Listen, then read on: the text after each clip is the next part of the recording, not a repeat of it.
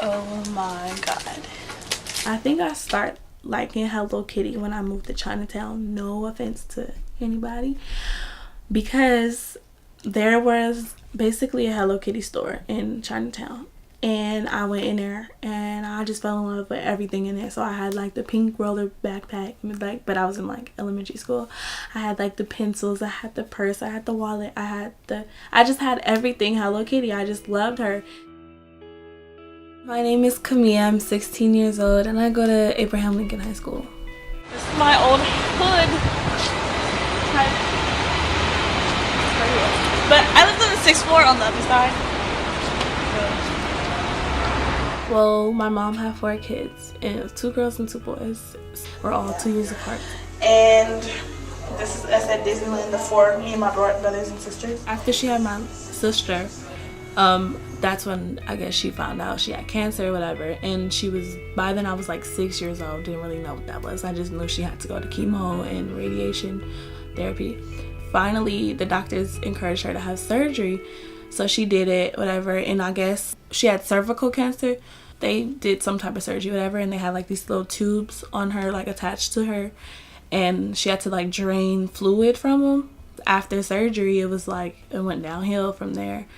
And she used to just be sick like a lot. Like her legs would be hecka swollen, she couldn't do anything. So like I had to learn how to be an adult at a young age. Like I had to learn how to go to the bank and get money. I had to know how to take care of my brothers and sisters, make sure they get to school on time, all this other stuff. And then she went to hospice, which is like a hospital where basically they can't do anything for you. They kind of just stabilize you and kind of wait until you pass away, basically. At the time, I didn't know what that was. Her birthday passed. She turned like 40 something, I don't remember. On Easter, we went to go visit her. She couldn't really talk, but she knew that we were there. So we told her like, oh, we went to church and this and that and all this other stuff. And they told all of us to get out the room. And all the adults were in the room with her. And then everybody came out the room and was crying. And I'm like, what's going on? Like, you know, I forgot how they put it, but basically they said that we're not going to be able to see her again. She's gone. We just said bye, kissed her and all that stuff.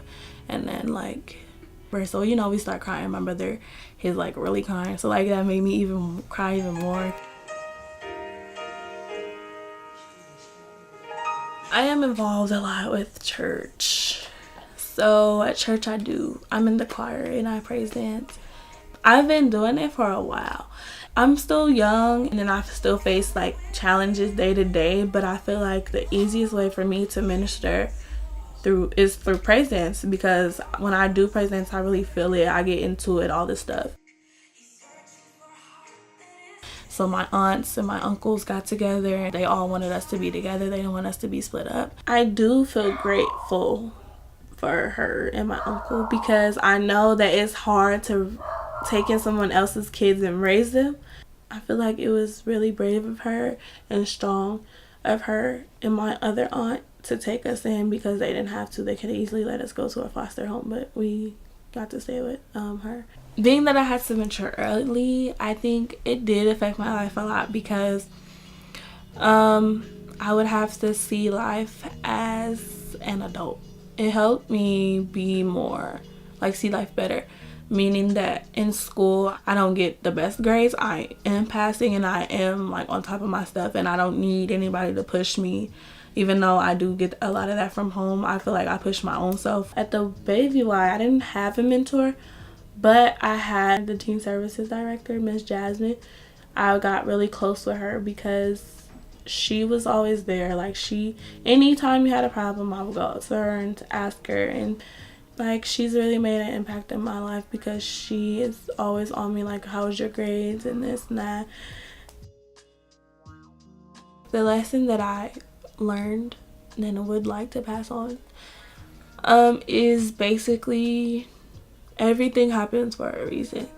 When I say that, I mean, like, for example, my mom passed away. I'm like, why me? But it happened for a reason. Like, later on you'll understand why. Like, now I understand why I'm with my aunt and all this other stuff.